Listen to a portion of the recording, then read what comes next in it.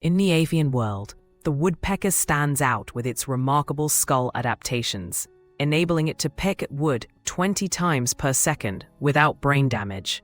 Key to this incredible ability is its inner cranium structure, which includes a spongy bone layer, effectively absorbing shock. Furthermore, the woodpecker's beak and hyoid apparatus, the tongue-supporting bones, play a crucial role, dispersing the impact force away from its brain.